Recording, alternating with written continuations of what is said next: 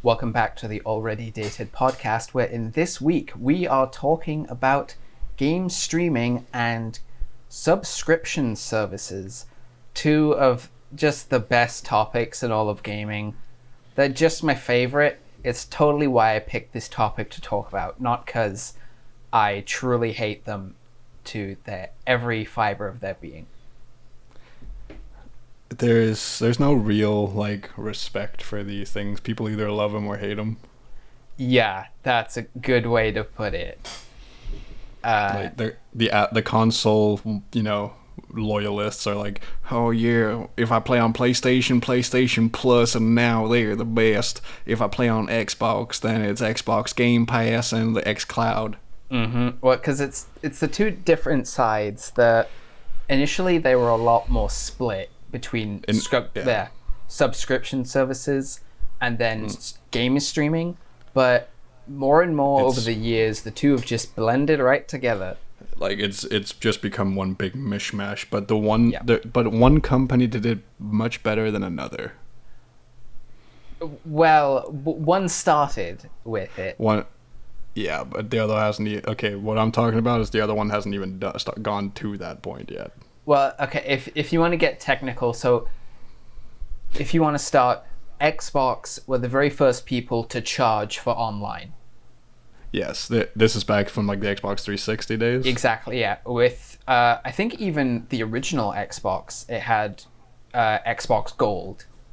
I didn't play on the Xbox long enough, or I wasn't old enough to realize any of that at the time with the Xbox point Classic. Was the same reason with the 360, because you paid for it. It was supposed to be a way better service. Whereas PS2, it was free, and then PS3, it was free, until PlayStation then introduced PlayStation Plus, which was... And that was still while it was PlayStation 3. Yeah, which at that time it was only for the free games every month. Yeah, and they didn't require it. Cloud saves, I believe. I think it was only required for cloud saves. You were not required to do it to play online with your friends. Yeah, exactly. You could still do that for free. Yeah, but the thing is, for the subscription services, in general, PlayStation Plus obviously has the free games that you get. Mm-hmm. And that's all well and good. Game Pass has the same thing. Well, see, if we're going through the history of it, Game Pass is where it started to change, but that's still a bit further ahead in where... So, PS3 was free. Then once it got to the PS4 and Xbox One generation, PS4 saw that, hey, Xbox were charging with it, and they got away with it. So we can do it too. So, I mean, they saw it hey, they're making a Fast and Furious movie. Let's make our knockoff and do the same thing. Exactly. So they did the exact same thing, and then they got know away people with it. They know people will pay for it because hey, you have to do this to play with your friends. Well, so, God damn it, Mom, credit card. Yep, online was paid now, but hey, you get your free games for free anyway, so it's a good deal, right? Yeah. That to me was one of the things I hated the most about. With hearing about, okay, Xbox, you have to pay for online, I was at that time kind of the snobby console wars person where I was like, see, that's why Xbox sucks, because you have to pay for the online. You and me have always been PlayStation babies. Yeah, exactly. It's because I've never owned an Xbox other than the very first one. And I've never owned one ever. Period. Yeah. The only time I've ever been interested is most recently with the Series X, because the retro games actually perform better on it than on the original. And also Sony really shit the fucking bed with the PS5. Well, to some extent they both did. Yes, but Sony, here in Denmark, they had PlayStation 5s for a month when they were released. No, you still can't get it anywhere. And when they come here, you can get the Series X, Series S, whatever, just fine. But the PlayStation 5, zero. I haven't seen either anywhere. I've seen it. The Series X and Series S are pretty rare as well to see, but you see them a lot more often. And when the PlayStation 5 comes here, it's 3 times the price tag that it normally should be. Really? Wow. Okay. I think the original price tag for it was supposed to be like 3,200 crowns, which is 320 pounds. Mm-hmm. Oh yeah, a little bit more, I think, like 340 pounds, something like that. Yeah. For the digital version, because I wasn't gonna get the disc version because I get all my games digitally anyways. Who gets physical copies anymore? Which that's a future podcast topic, right? Oh yeah, digital or physical. But it was supposed to cost like 300, the equivalent of 340 pounds. Now, if it comes anywhere, it's like the equivalent of like 1,000 pounds. What? Yeah. I'm never paying £1,000 for a freaking console, dude. That's what I'm like. I literally can't get it. Even if it's my favorite console ever, I'm never paying that much. No, because for me, like, I don't play console enough. Yeah, if we both had a PlayStation 5 and we were playing stuff together, then I would probably spend more time on it. But I don't really play console stuff unless I'm playing with other people. The only time I've ever spent that much money was to buy the GPD Win 3, which is like the Steam Deck type stuff where it's a portable PC. But the only reason that was £1,000 was because it was technically 700, but because of shipping costs and tax and junk, it got up to 1,000. Yeah. But yeah, I would never pay that much money. And so with these streaming services, then as you said, towards the end of the Xbox One moving into the Series generation, that's when Game Pass started to appear, which was kind of in its own league. Yeah. But like basically with everything that Xbox has come out with now, it just trounces PlayStation.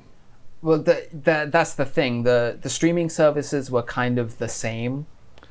Yeah. That you had games with gold from Xbox where you'd get a few free games every month, but they would rotate around.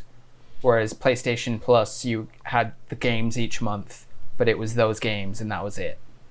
But they were still basically the same thing. But then Xbox came out with Game Pass, which was basically, hey, this is Netflix, but for games. Yeah.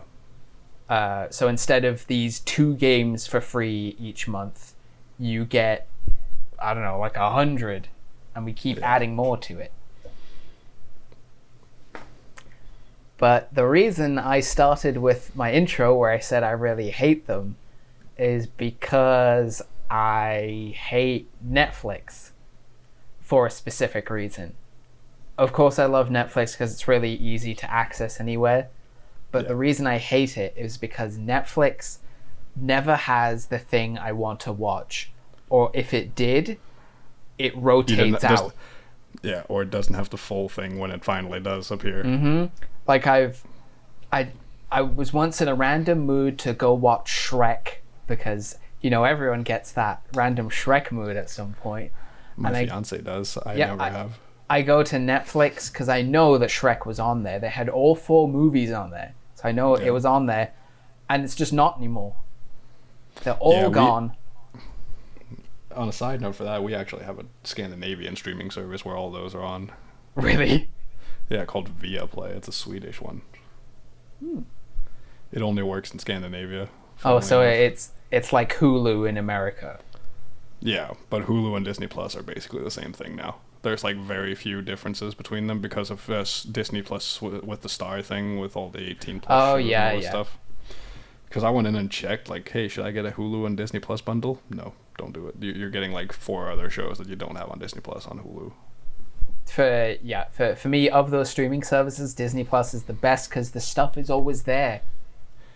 It's, hey, I want to go watch that first Pixar short they ever made with the bee. Yeah, it's there. Of course it is. Because you want to watch that rubbish old Ewok straight to TV movie thing? Yeah, of course they have it. Why not? But there's the difference between like Disney Plus and Netflix. Disney Plus is everything owned by Disney will never rotate off of it.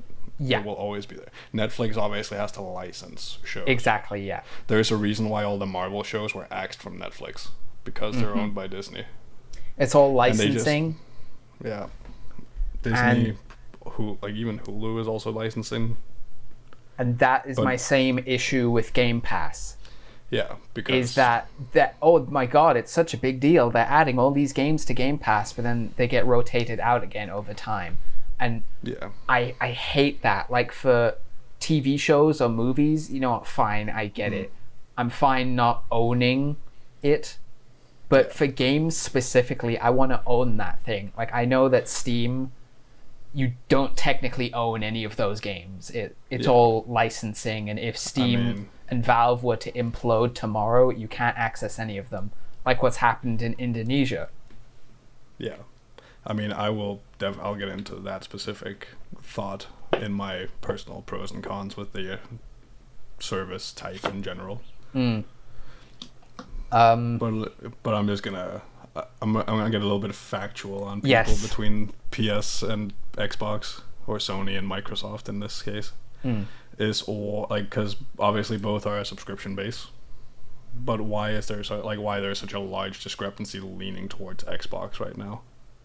For the PS Plus versus Game Pass sense, you mean? Yeah, like I'm gonna basically talk in a combination of Plus and PlayStation Now and Xbox Game Pass with Xbox Cloud. Okay, yeah, fair enough. And the issue that PlayStation has compared to Xbox, because Xbox has Xbox, what is it, Game Pass Ultimate, something like that. Yeah. Which, and this is one of the big things. Let me just get it up here. Xbox Game Pass Ultimate subscribers get the Xbox Game Pass for PC, EA Play, which includes hundreds of games from EA. Yeah, but Xbox Live, which includes with games with gold. Xbox Cloud Gaming, which you get with the subscription. That's where I'm going to get into the PlayStation problem. And various perks of slightly higher monthly fee. So it's like most people would say it's easily the best deal in like console gaming right now. That's what everyone says, basically, that Game Pass is the best deal, and they say the erroneous thing that you can get it for $1, which you can't anymore. Obviously you could get it when it first came out. But that's the problem with PlayStation Plus and PlayStation Now. They are separate. Like when you compare those two, it's like Game Pass and Xbox Cloud Gaming to PlayStation Plus and PlayStation Now, where with Game Pass you can get cloud gaming on top of it with the same subscription. And PlayStation Plus is its own thing, and PlayStation Now is its own thing. And if they want to spruce up that PlayStation Now money, they should just add a little bit to that monthly subscription of the PlayStation Plus and just give people a bundle subscription. The thing is, I see it's a better deal for Game Pass because you get all of them included. Yeah. But at least for me personally, and most people from what I've seen, they don't care about all of those other bits. They just want Game Pass.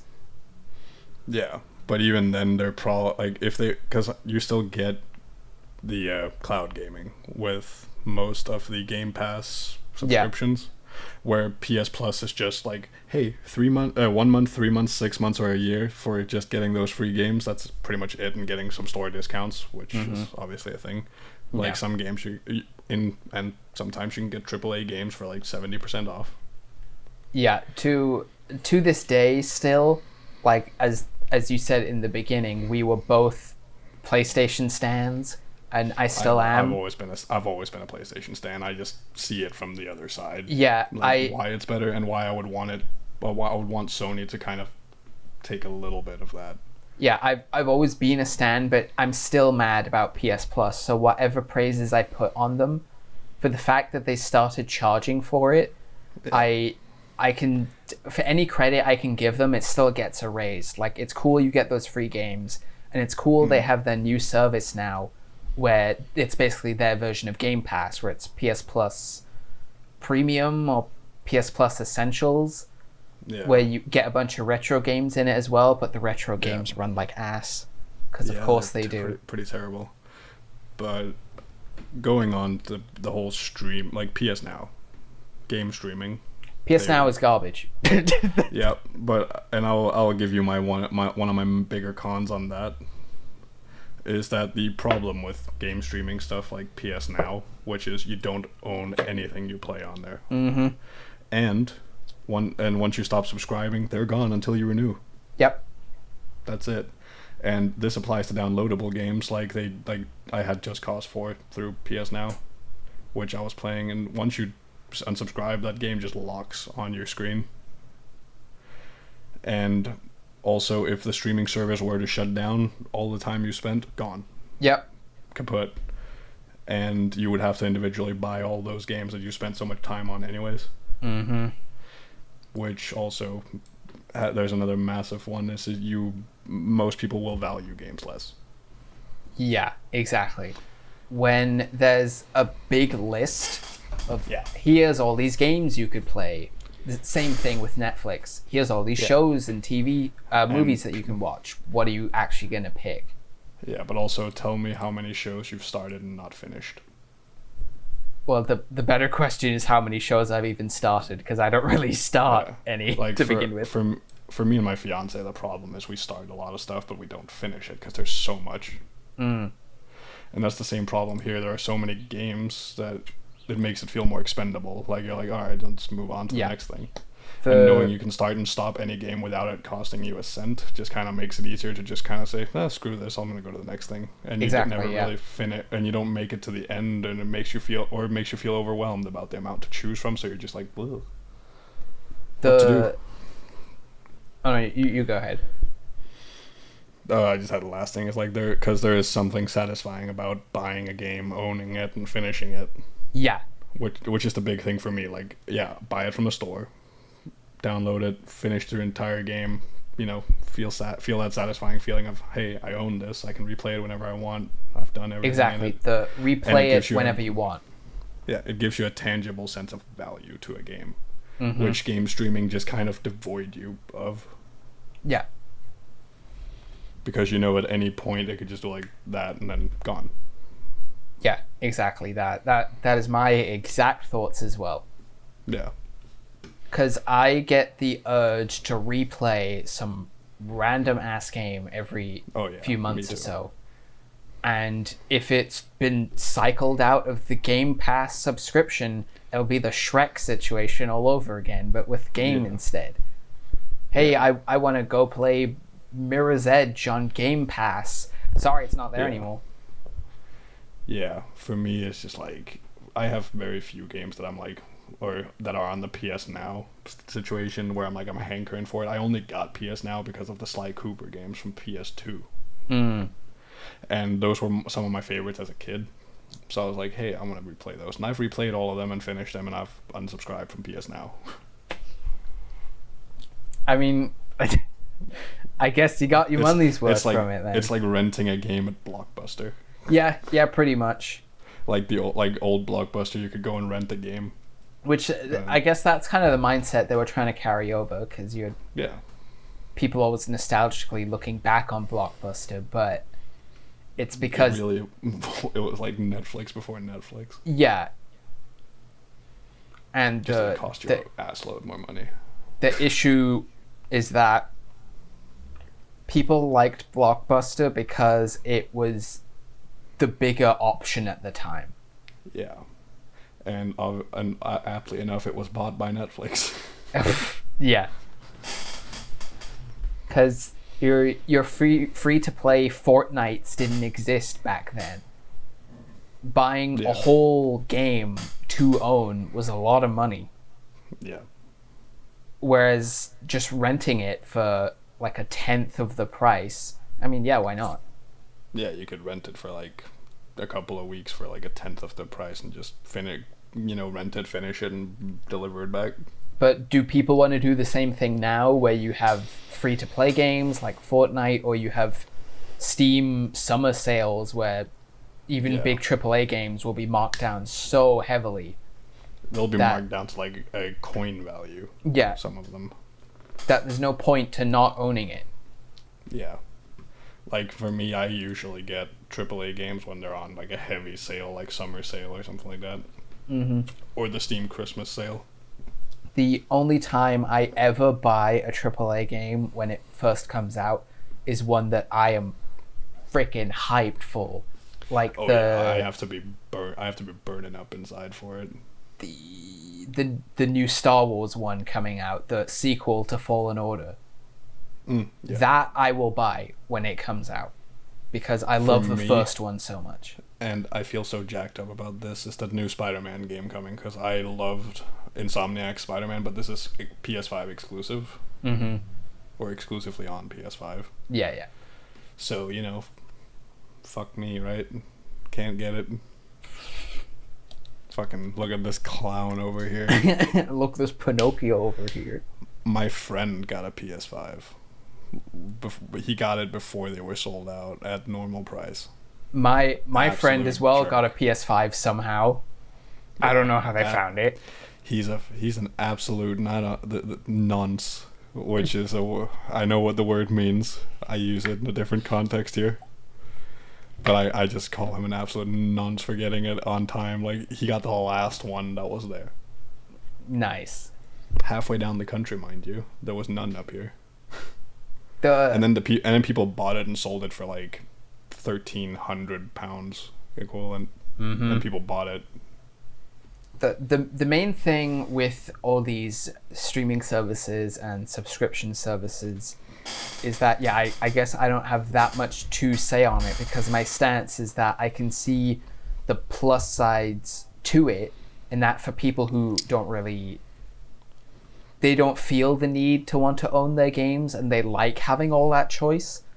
Yeah. Maybe they don't mind not being able to commit to something, because maybe they'll then find that one game that they wouldn't have bought, but then they try it out because it's already part of the service. And then if they like it, they can obviously go and buy it. And exactly, yeah. Which was like, I have very few pros on this system, but I have some, and that's one of them. It's like, it gives people access to games to try them in case they do not have the money to throw at a bunch of games at once, or don't know if they want to throw money at a certain game. Yep. Which, is one of the only pros there is for certain people. Mm-hmm. I wouldn't subscribe just to try something, honestly. Like, I would probably just watch gameplay of it, and I'll probably do that. That's what YouTube is for. YouTube takes that out of the equation, really. I guess that it depends on the person, because that's what we do, but someone else, they might. Some people they might still watch YouTube stuff, but it might also depend on how does the actual game feel to play. Yeah. Most of my stuff, I'm like, I go on YouTube and I see, hey, is this for me? Nah, doesn't look like it. Move on. Like Elden Ring for me. For me, the main times I do an instant nope, which, maybe this is also a future podcast topic, but I'll say it here anyway since we're talking about it. Whenever it's a strategy game, a card game, one more game type. I think not a survival game, but something linked to survival. A roguelike. What, like Rust? Yeah. Well, no, the ones where it's like you die and you lose all your stuff. Yeah, Rust. Where people can actually kill you and take your shit. Oh, Rust has that as well? Oh yeah, the people actually just go and kill you and take your stuff, and people hack in the games, like throw bears with mines attached to their face at you. Strategy game, card game, roguelike. Yeah, and I'm pretty sure Inscription, a game that recently came out, is all three of those things. And people say Inscription is one of the best games of 2022. You gotta play it. That's like the three things I don't want. Like strategy games for me, like that falls under like StarCraft. Because that's a strategy game in theory. MOBA. Sorry, that was the fourth one. I hate MOBAs. I can't get behind them. I've tried them. Hand on, like, my friend, he loves League of Legends. I was like, hey, I'll try it with you. Give it a go. Play something together, because he wasn't playing League at the time. It's not a MOBA. Overwatch is a MOBA. It's not a MOBA. It is kind of. You pick your heroes and you go down your lanes. Who bribed you? What do you mean who bribed me? Who bribed you to shit talk Overwatch being a MOBA? It is a MOBA. What? Okay, what is a MOBA? What signifies it? You pick a hero character, and the map is split up into lanes, and the characters are into specific tiers, where roles. It's like your roles, your tank, your DPS, your healer. Yes. And you try to beat the other team. which I know that Okay, describes most multiplayer games. but there's zero laning in Overwatch. It's shooter maps. It's if you went on CS:GO, it's the same type of layout. There are lanes.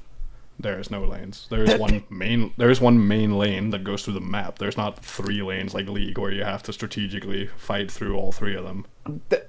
Okay, there's not 3 in every map, but in the maps that I played, there were at least 2. Okay, by the way, every shooter has lanes.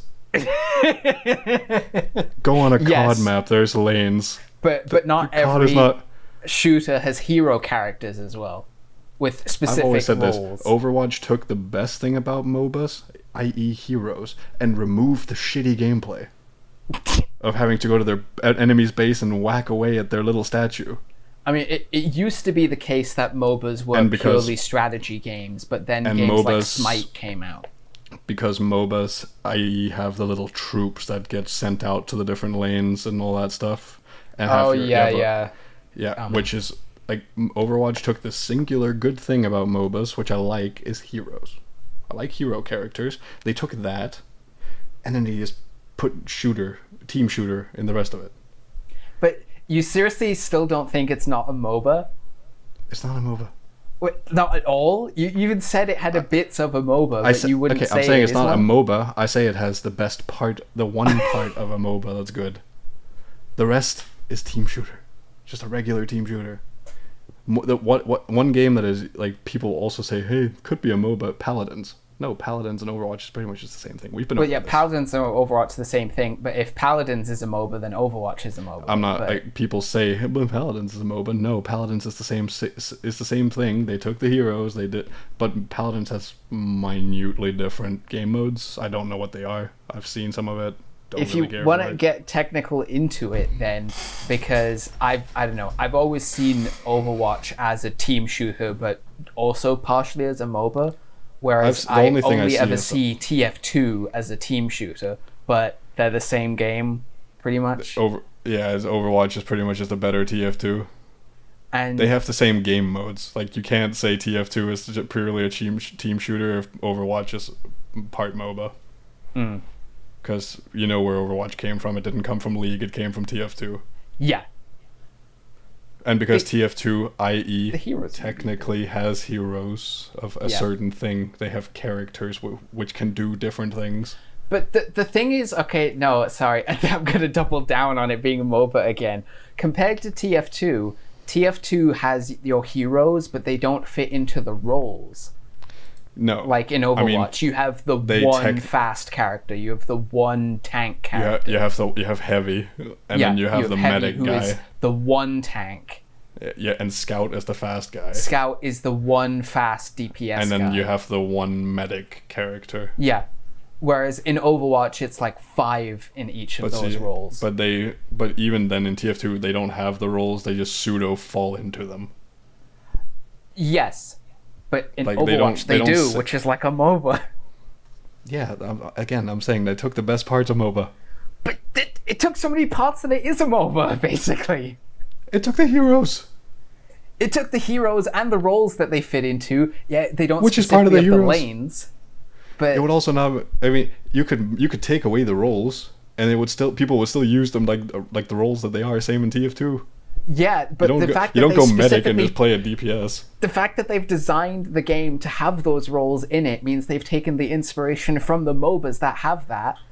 Yes. And if they've taken the heroes that have that, and the roles that they fulfill, and the fact that there's almost lanes, but not really. Which is in every... I know it's in every if you go into any COD map, there is a lane.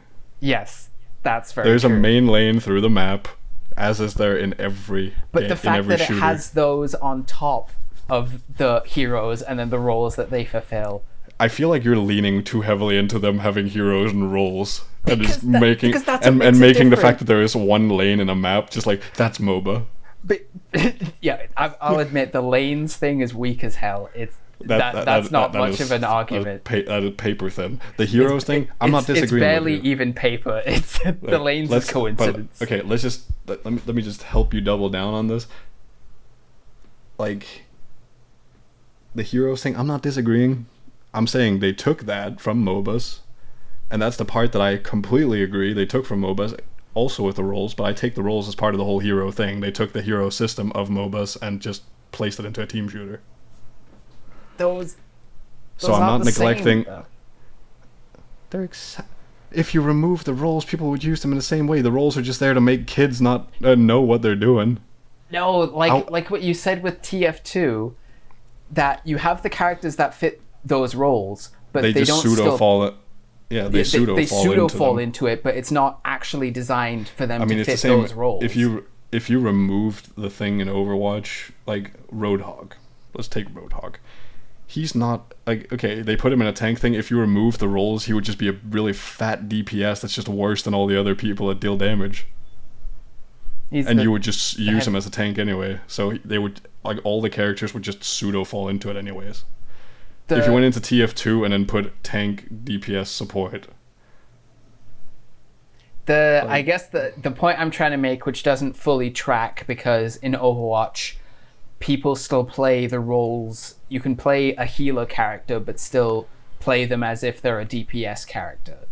Moira, the Irish character. But the game is still designed around that you're supposed to have a character from each role. It is geared around team play to that extent of, like, right now it's 2-2-2. Whereas in TF2, there's not a hard requirement like that. No. But there's if everyone also, wants to play as the scout, they can play as the scout. Which is bad.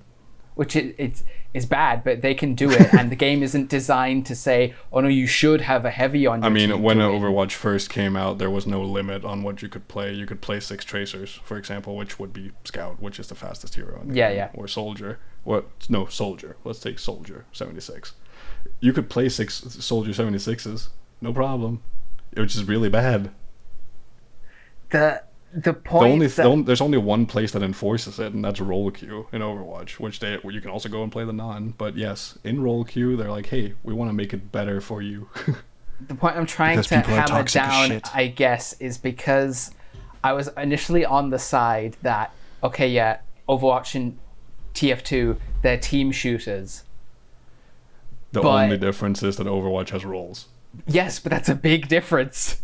A big one that they took from MOBAs that you're saying, but to me, I'm saying it's not only an inspiration, it makes it a MOBA. It's a MOBA where you shoot, whereas for me, League MOBAs are defined or Dota by their is a MOBA that is a strategy game. For me, MOBAs are League of Legends and Dota. You can't, like, a team shooter is not a MOBA for me. Where you're playing in first person, for me, is not a MOBA. Then what about Smite? I've never played Smite. I have no opinion on it, and I'm not gonna sit here and pretend that I know anything about the game. I haven't played Smite either, but Smite I know Smite is third person. Yeah, third person. And I'm pretty sure in Smite there are lanes. Maybe I think in Smite there's like an arena in the middle. Is it? Yeah. Is it not a? It's a PvP game, obviously. But I feel like, because I've seen gameplay of Smite like one time, and I feel like there was laneage, but that looked like map-wise more like a MOBA, like you were like third-personing the character. Where in League, obviously, you're just bird's eye viewing down, and in Dota, you're same, like it's the StarCraft view down.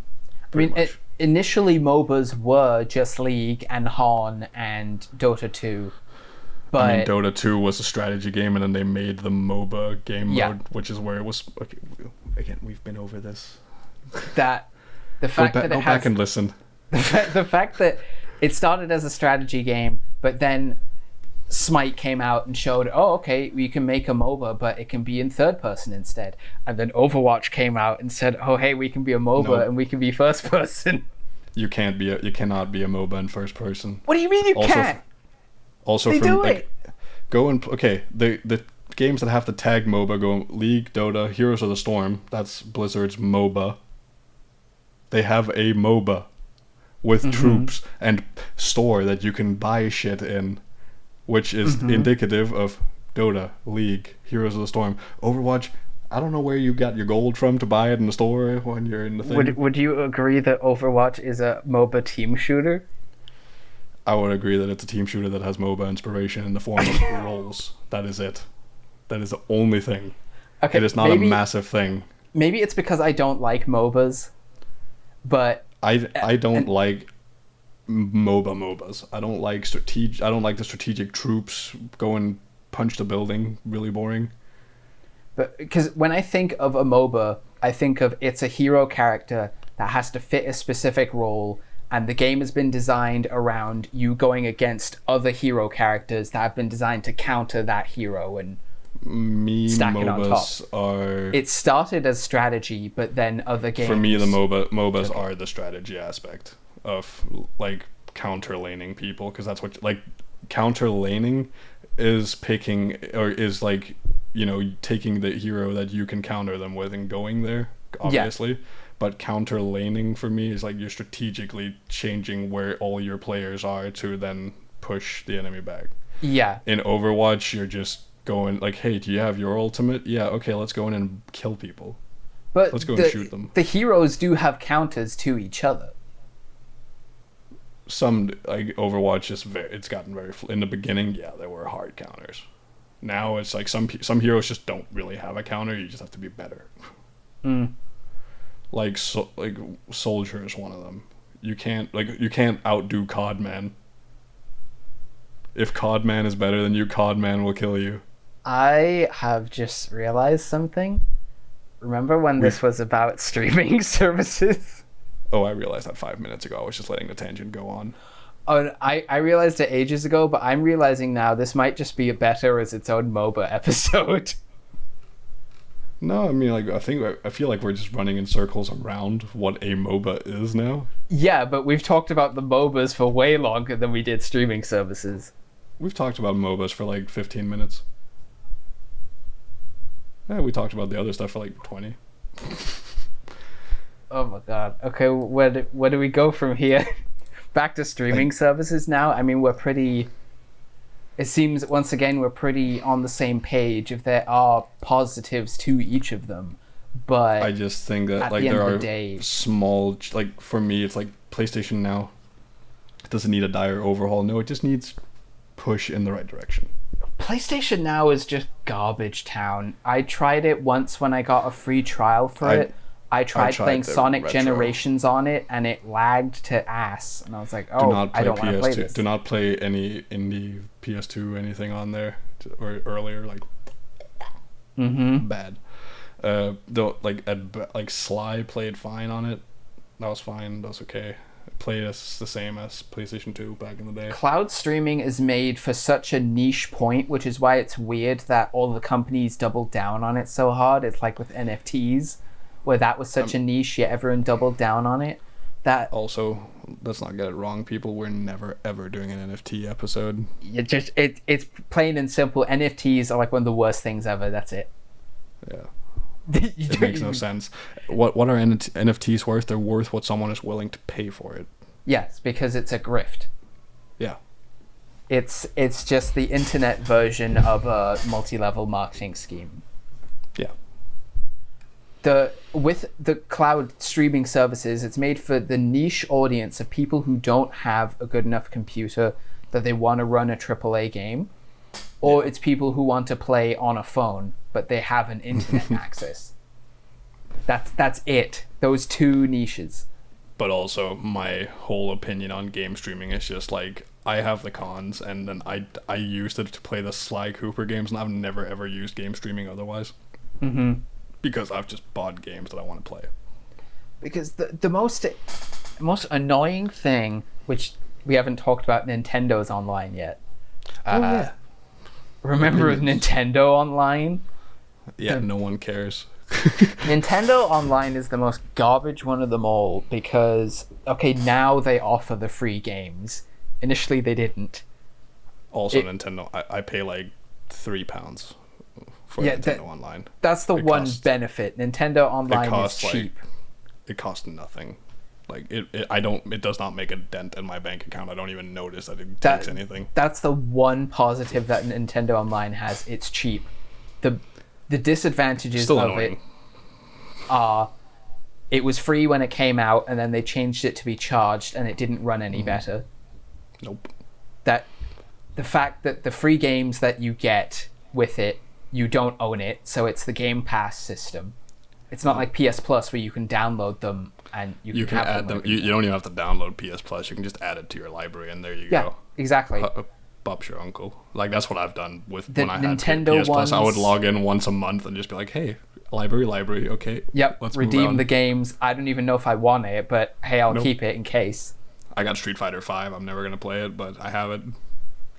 Theirs is the Netflix system. You don't own any of it, and they update it at the slowest pace possible. Yeah. And then they don't even run well, like the NES and SNES ones did, but N64, which has a price increase as well. Yeah. You have to pay an extra tier on top of what you're already paying, so that gets rid of the it's cheap argument. And then the N64 games don't even run the correct way. They're broken, and they run slower, and they have glitches in it. I mean, because I haven't played much on the Switch, because I also haven't needed Nintendo Online much, but like I used to play Pokemon Sword and Shield, which was the first titles they released on Switch. Mm-hmm. And the biggest end game bit is playing online competitive battles. Yeah. And without Nintendo Online, guess what? Yeah, Fuck you can't. Hey, guess what? You can't play the game anymore, sucker. Yep. And to then link it back into the cloud streaming discussion, Nintendo then introduced the most heinous thing ever, where it'll be a AAA game. We got it running on the Switch, guys. It's a cloud version on a portable where you need the internet in order to play it. What is even the point, man? Yeah, it's stupid. But like, they also have their other... I don't even know if they're clouds. I guess they're cloud streamed to a certain extent. The emulators with all the games on them. Yeah, those are the same as those in the online. Because I played Super Mario World on there, which played fine. The NES and the SNES ones, they run fine. They look really good. They look how they're supposed to. They run great. I haven't tried the N64 stuff. Those are the ones that have run bad and have glitches and you have to pay an extra 30 of. Yeah. You have to pay more Mario for a thing 64. That's broken. Hey, pay us money so you can't play this. It's just a series of trend setting that then gets worse. Xbox started with pay us for online, but they backed it up because their online was good enough. Yeah. And Sony just went, money. Yeah, I want to do it too. And then, so they did, but then they started offering free games with it. And then Nintendo's like, we got to do it too, I guess. The big two are doing it. We won't improve ours, though. Yeah. It's the same. You just pay for it now. We'll just take what was bad and just keep it bad. Okay, fine. We'll give you NES games. Here's a new one every 3 months. Go away. Yeah. 3 years later, okay, fine. We'll give you N64 after you won't shut up about them. They're $30 more. They don't even work. Here you go. What a great value. Giving someone broken and scratched up discs. Like, here you go. Like, take a PlayStation 1 game that's like, looked like someone has taken a thumbtack and just gone over the back of it. It's like, here you go. Going back to your friend and saying, please, can I borrow your CD of Crash on PS1 for like a year? Oh, yeah. And he goes, fine, here. Crash and he's scratched in the word Crash with his keys on the back of it. Good luck playing it, idiot. The back in the day when you could rip a game out of a PlayStation 1 and it would still run for like 3 hours. The PS2, it would just keep running. Yeah. In the PlayStation 1, it ran for like 3 hours, and then it kind of crashed and it like froze up. Yeah, because my friend had to go home and he had to take his Crash Nitro Racer with him. They got good with that with the PS3. Then once you ejected it, it was like, oh, stop everything. It's like, stop, halt. Whoa, stop. Whoa. I'm gonna need your license and registration, sir. On the tier list of all the streaming and online services, Nintendo is not even the bottom of the barrel. They're in the earth below the barrel. They're like, if you put nothing good. if you knocked out the bottom of the barrel and then you just kind of dig like 20 feet down, then you'll find the remnants of Nintendo's online system. Yep. The one benefit is that it was cheap until they introduced the expansion pass, and then it's not even cheap anymore. Hey, you want a DLC for our shitty online system? It's cheap than the other two, but cool, cheaper for a crap service. Whereas then PlayStation's one, you get the free games, and they're starting to add their own version of Game Pass, but PS Now is doo-doo. PS Now was a flop. Yeah. And I used it for those 3 games, and then I played Just Cause 4 for a little bit because I was like, hey, I haven't played Just Cause for a long time. Let's see the new thing. Played it for an hour, never went back. I was like, and I'm not paying for this anymore. PS Plus has their own retro offering as well, but also like Nintendo, it runs bad. It's just not meant for it. Microsoft is the only one where all their games run fine. Oh yeah, also a difference between the cloud gaming and PS Now, which is PS Now, because you can obviously run PS Now on the PlayStation 5, but there is no PlayStation 5 games on it. Yes. And cloud gaming has, and counting, I looked this up, people, I'm not just spouting shit, 62 Series S and X games on there that you can go and try right now. No extra. Because the big deal that Microsoft always makes with Game Pass, why people say it's such a big deal, is that all of Microsoft's games come out day one on Game Pass. Like Halo Infinite, if you had Game Pass, you can immediately play it. Whereas PlayStation specifically said, no, we're not doing that. Yeah, they said we're not going to give you day one stuff. And that is another enormous weakness compared to the cloud system. Yeah. But hey guys, I'm an Xbox stan. I use an Xbox Elite 2 controller on my PC. No, it's okay. I've nothing but PlayStation stuff around here. I got my PS3, my PS4, my Vita. I paid £130 for this. What the? It's got paddles. Oh, it's the Elite controller. Okay, wow. It's the Xbox Elite 2, yeah. It's the true gamer one. If I'm gonna get one, I'm gonna get the correct shit. I'm not just gonna get some foo-foo Xbox foo-foo controller. Of course. But yeah, I feel like, okay, so this is like 2 podcasts in one. Yeah, basically. It's 2/3 game streaming / subscription services, and then another third of, is Overwatch a MOBA or not? I would love to hear you guys' opinions, by the way. Good. For or against, doesn't matter. Oh my god. Let us know. I'm really interested to see where people land on that. Yeah, I guess it's really going to depend on if you like MOBAs or Overwatch. Yeah. And curious to hear what you think about the game streaming services, about the subscriptions. Yeah. Does Nintendo actually have anything good to offer? Are you guys subscribed to all, none, or any of them?